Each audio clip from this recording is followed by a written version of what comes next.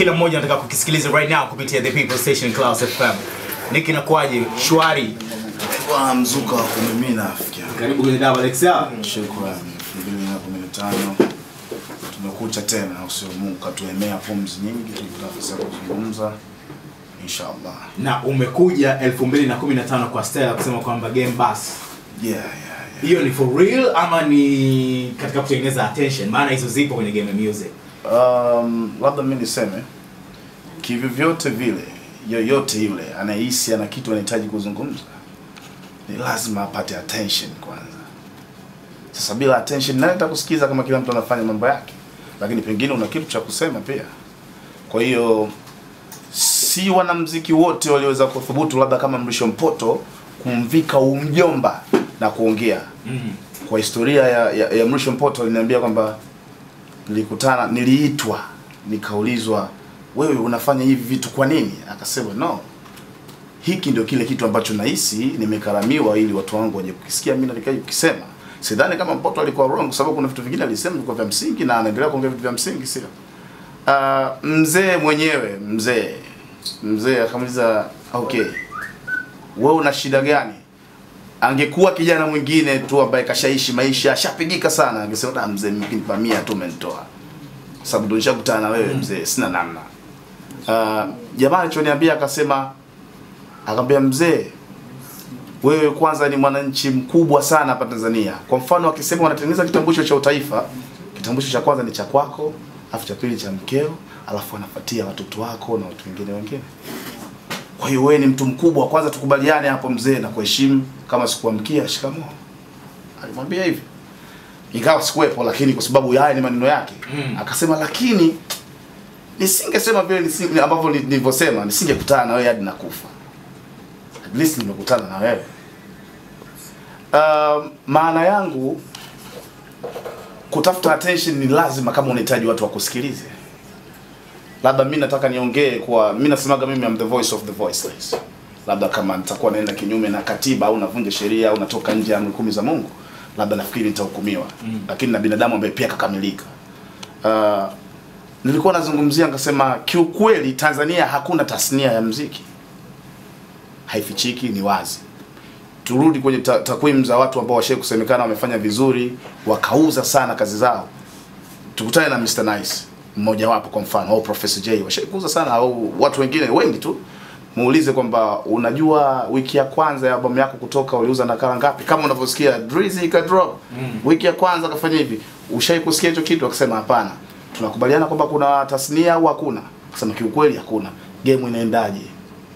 Unafikiri ni tasnia ama ni system yetu sisi kwa sababu tuko nyuma ya teknolojia na tufanya tusijue kopi ngapi zimeuzwa? Sidhani kama ni swala la teknolojia tena, kwa sababu kama watu wanaweza kwenda kufanya biashara kuuza muziki yao online sasa hivi, kama unaona mitandao tofauti, Nairobi hapa Tanzania imeanzishwa, wapi watu wanauza na wanapata kweli hela, ndio maana wanaweka wimbo kule. Sawa. Wanasema kwamba Russell Def Jam alisema, if you find the system is working, then you are working for the system. Ukiwa nje ya mchezo ni rahisi kumkosoa mchezaji kwamba umekosa goli la kijinga, lakini yule akikasirika akivua jezi akakupa vaa kafunge pale, ukikosa tunakuua, kweli unaweza kupoteza maisha. Ndio kitu ambacho mimi ninakiamini. Kwa hiyo unasemaje kwamba mimi na kauli yangu pia nyingine nasema kwamba mimi am not an industry artist, but I'm an artist in industry. Sawa. Nafahamu nikimbishi si swala dogo, wapo watu wengi walijaribu kurap na wapo kwenye majumba mabovu, hadi wengine ni washikaji zangu mpaka kesho kutwa. Sawa. Walikuwa wanahitaji hizo nafasi, lakini hakuna mtu atakayegongea mlango nyumbani kwenu na kuambia wewe unajua kuchana, njoo tuonyeshe. Kila kitu ni jitihada. Sawa. Nachotaka kuzungumzia mimi is not about quitting the music. Man, watu kibao nimeona wanalia. Nimeona wanalia. Nikagundua kwamba katika watu milioni 44 wa Tanzania, si hitaji wote wanishabikie, inahitaji watu 1000 tu. Wako pia watu 1000. Tunaongelea mfano. Tukiangalia hizi habari zimerotate hivi karibuni, tumeona wasanii wengine wamedespair. Jiulize kwamba simsikii Chidi Benz, kasahau kushika pen na kuandika, au skills zimeisha, hana tena potential, au ni kitu gani? Ana mambo mengi. Yapi hayo? Wakati sisi tunamfahamu kama msanii. Mshaona?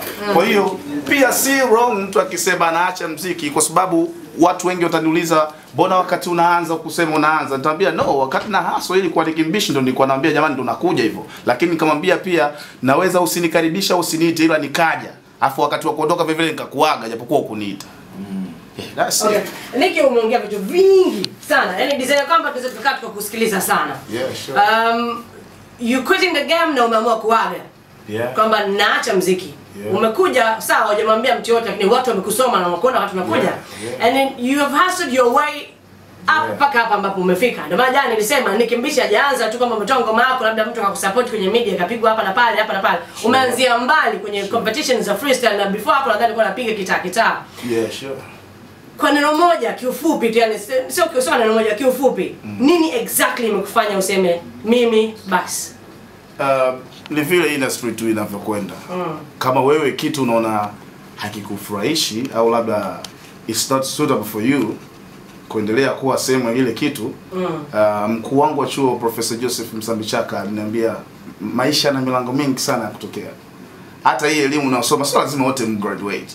Na mimi nafurahi sana ikiwa wana graduate wachache, wengine wanakosa, wengine wana disco, kwa sababu hapo mnafundishwa kwamba sio kila alitoka alipitia hapa. Kwa hiyo nafikiri kwamba hata kama wengine wakusema wakati wanaacha, labda kwa nini mimi nimepewa nafasi ya kuongea na kusema kwa nini nimeacha. Nafikiri labda angeanza kuulizwa Keibazi wakati anaimba yule si nini, angeitwa hata siku moja apewe tu interview. Bwana hivi kwa nini uliachaga? No, lakini kuna mwingine ambaye Keibazi ameamua kwenye muziki wa injili. Ameacha kufanya kwa sababu aliona muziki wa injili unauza zaidi. Mr. Paul labda. Umeona vile. No, wale ni watu ambao Niki, wale unajua wewe yani ni rapper ambaye watu bado wanakuangalia. Yani unajua kuna watu wengine ambao wanaenda wanafed wenyewe, wanaendelea na mambo yao.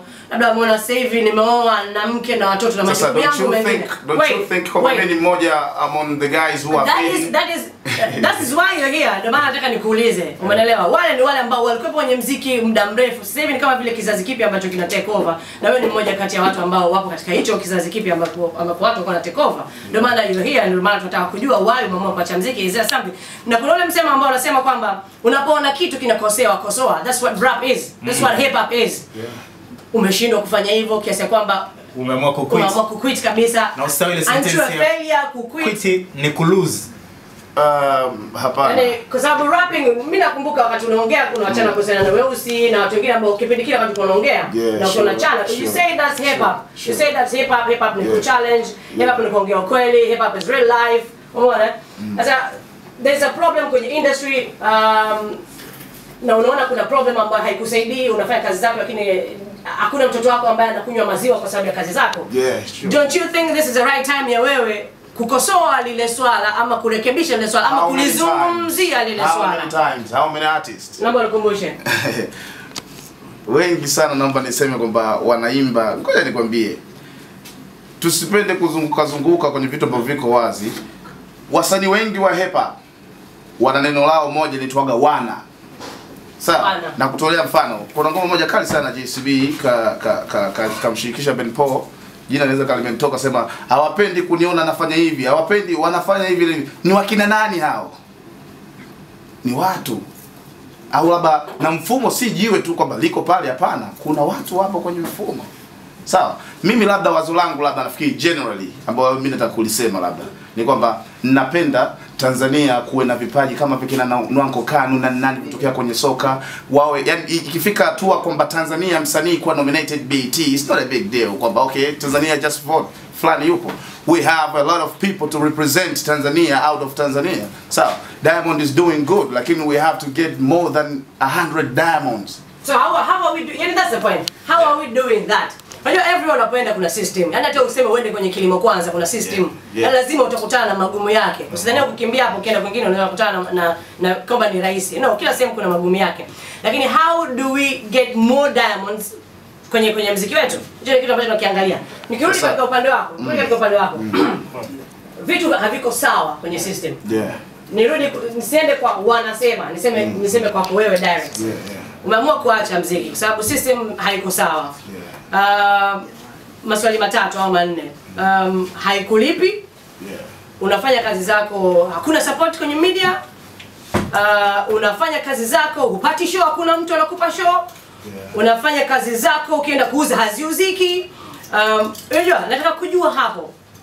Kwa sababu sisi ni mbaya. Fact is not general kama, yani fact is not general kama unavyofikiria. Kwa mfano ukiwa umeoa ukatokea ugomvi na mke wako ukampiga, wakaingilia wazazi wakubwa, unaweza kutuambia kwa nini mmegombana? Yawezekana umeundika vingi sana moyoni mpaka umekuja kumpiga au umekuja kufanya tukio lolote. Is not kwamba unajua nimeamua kuacha muziki kwa sababu jana bwana niliamka nimwambia mtu fulani akaniambia hivi, akaniambia wewe bwana wewe hivi au badilike au fanye nini. Sio kitu kimoja, watu wanaishi na vitu vingi ndani ya maisha yao. Na vipo issue za kifamilia, ipo vitu kibao ambavyo mtu anaweza akafanya. It's not that kwa sababu Nick anaweza kurap labda is necessary kwa pale. Kwani nani wangapi wanafanya bwana, watu wengi wanafanya. There you go. There you go. Hapo ndio ninapotaka mimi. Unajua mimi ndio maana nasema ukiwa mwana hip hop unachana, unaongea ukweli. Na maana wewe umerundika vitu vingi kwenye moyo wako na kwenye akili yako, hujawahi zungumzia, hata kama ulizungumzia labda uzungumzia moja kiasi kwamba imekuja ikakupampa. Sijawahi kuzungumzia. Nafikiri Watanzania kwa upande wangu wanajua nimesema vitu vingi. Unarudi pale Niki kwenye kauli ambayo unasema kwamba kama mke wako umempiga, kumbe kuna vitu vingi ulikaa navyo mpaka vimekuja kukupamp kiasi kwamba sasa hii ngumi inayotoa ina hasira kweli kutoka mambo mengi ambayo yamefanyika nyuma. Umeona? Sasa mimi sitegemei hicho kutoka kwako kwamba wewe ni rapa, naamini unazungumza. Na mimi kama kuna tatizo unazungumza, yani hausubiri mpaka ile imekufikia sasa mama mae maana mimi naacha game. Master wa kung fu mmoja anapenda kung fu yani mashwati hadi mashake yote, lakini ipo siku alitenguliwa kiuno akasema mimi na kung fu basi. Sasa aliumizwa. Na mimi tayari ndio nishaumia. Nini kimekuumiza sasa? Yule ameteguka. Ameteguka. Sasa hivyo ndio vitu ambavyo pengine vinaweza vikawa personal, sio kwa sababu kama ukisema nini kimekuumiza, nikasema muziki ule wenyewe tayari ushajieleza, alishasema vitu vyote ambavyo mimi ambavyo nitakuwa niviseme. So ambacho kimekufanya sasa hivi ukweli ni personal. Yeah, it's personal na ambavyo nimeviona na nilivicollect mimi, it's my own pain, it's my own feelings, my own passion. Don't you think you're supposed to labda fact iko kwamba mimi nawakilisha machungu, lakini kila Das Baba anaumia zaidi kuzidi mimi. Kwa sababu gani Das Baba anaumia? I don't know. Sijui, lakini tutafanya interview kijana na Das Baba kwenye XXL Clouds FM. Unaona hiyo itakuwa live. So mimi nahisi hapa Nicky unachanganya vitu viwili kwa jinsi ambavyo unaona mimi. Kuna wanamuziki kama Common wanafanya muziki wa hip hop. Umeona alafu kuna mtu kama Nas anafanya muziki wa hip hop. Wewe unafanya style fulani ya muziki ule wa hip hop wenyewe, yani ule wa mtaa, unajua zile. Alafu unataka mafanikio ya watu ambao wanafanya muziki wa commercial. Hivyo ndio jinsi mimi ambavyo naelewa. No, it's not true. Labda yawezekana ukawa sawa, lakini nisikupe uhakika wa 100% kwa sababu by the way KRS-One ni underground hip hop toka alivyoanza, lakini ana bills za maisha analipa. Lakini huwezi kumlinganisha na 50 Cent. Yeah, hatuwezi kumlinganisha. Lakini sasa ninachotaka kiseme kitu kimoja. Sawa? Basi tukubali matabaka yapo. Kwa sababu ndio mfumo. Kwa sababu kama unakiri kwamba fulani unafanya vizuri. No. You don't deserve to get 100. Before you say basi 10. Unakubaliana na mimi kwamba kuna mziki ambao unafanyika wa hip hop ambao ni kwa ajili ya mtaa na kuna mziki ambao ni wa commercial. Unakubali kwenye hip hop? No. Hakuna mziki unaitwa commercial. Kwa sababu commercial ni kitu ambacho chochote unaweza kuuza. Commercial ni commerce, ni biashara. Ngoja sasa nikwambie. Kuna vile vitu ambavyo vinatokea underground. Wewe nakumbuka nani alishawahi kudisiwa? I think it's 50 Cent na kama sikosei. Alishawahi kudisiwa kwamba is going anakuwa too much kwenye upande wa commercial. Maana kwenye upande wa commercial hip hop rap ambayo wewe unaizungumzia as a real one. Unachana ukweli, unaongea ukweli. Hakuna ile za kuleteleta sijui nini za mtaani ili mradi tu uuze. Ama unaweza hata ukachanganya ukaimba mle ndani. Umeelewa? You guys don't do that. Umeelewa? Ndio maana kuna mainstream na kuna wale ambao ni underground. Exactly. Mimi namkubali sana Nas. Mimi namkubali sana Lupe Fiasco. Umeelewa? Lupe Fiasco namsikiliza, lakini hayupo kwenye mainstream kama jinsi ambavyo hapo kina Ricky Ross ama kina Lil Wayne. Kwa sababu wale wamechannel kwenye commercial zaidi. Wanaangalia mkwanja. Kuna wengine ambao wanaangalia movement. Kuna wale ambao wanaangalia movement. Umeelewa? Sasa kuna ile rap ambao unaangalia movement. Mimi ni mwanaharakati. Mimi sipendi hii mambo zenu hizi. Nasema hivi, labda wewe umeingilia point yangu kwamba labda ukuielewa. Nikasema hivi, kama mfumo ambao tumesema hakuna sema hapo hakuna mfumo, si ndio? Mfumo si ndio upo? Sawa. Kwa hiyo mfumo unasema kwamba by the time mmoja anapata milioni 200, mmoja ana shilingi 0. Hatuwezi kulingana. Lakini kwenye kutokulingana basi tuhakikishe wakati huyu anapata 200, huyu anapata hata 1 kuliko 0 kabisa. Okay, nafikiri sasa hapo linakuja swala ambalo linaweza zikamulika muhusu Babu Tale hapo moja kwa moja. Umeona Ni kipi kinagawa msanii kwenye kusababisha kulipwa mkwanja? Yaani unaweza ukabagain. I'm sure hela ambayo analipwa Chege na Temba chini ya management yako ni tofauti na hela ambayo analipwa Diamond. Labda tusaidie. Yeah, ni kweli. Ngombe kitu. Unaweza kuwatengeneza wote wakalipwa level moja? Uwezekano huo unategemea na kupokelewa na mashabiki. Kwa sababu gani nakwambia hivyo? Niki wakati anapanga ngoma yake ya kwanza kabisa ile sijui umefanya Bempole. Ile ngoma mimi ya tatu. Ile mimi ndo kama ya kwanza ndo nakujua kwenye ngoma ile pale. Sio mimi, hata ile ngoma ilikuwa napendwa na mke wangu nyumbani. Na kwa kusema ule kweli Niki ile ngoma imemuingizia shilingi 2000. Tuseme uongo. Ni kwa sababu gani? Ile ngoma ni commercial. Mimi sijai kufikiria kama ile ngoma ni hip hop. Kwa mimi ambaye sio mpenzi sana wa hip hop, sitakuwa muongo. Mimi mfanya biashara, si ndio? Ukirudi kwenye subiri kwanza hapo. Sio mpenzi sana wa hip hop. Mimi ni mfanya biashara. Kwa hiyo kuna ngoma za biashara, kuna ngoma kanazo hip hop watu tasikiliza, watazikubali. Madia kwa anafanya hip hop, Madia kwa anafanya hip hop simuelewi. Wakati wa Mbidoge nikitoa ngoma napata hela. Anafanya vizuri. Unafahamu Kama unakumbuka Madia alifanya sijui yote maisha na P-Funk sijui nini. Wakati tumechomoa Latifa ya Mbidoge tukachomoa si uliniambia, nakumbuka kama wote tunakumbuka. Tukawa tunapata hela kupitia Mbidoge. Madia kona I have to change. Akabadilika. Kila mtu anafanya kazi kulingana na kile ambacho yeye anafeel. Kuna mtu anafanya kazi kwa sababu ya kubeba mtaa, si ndio?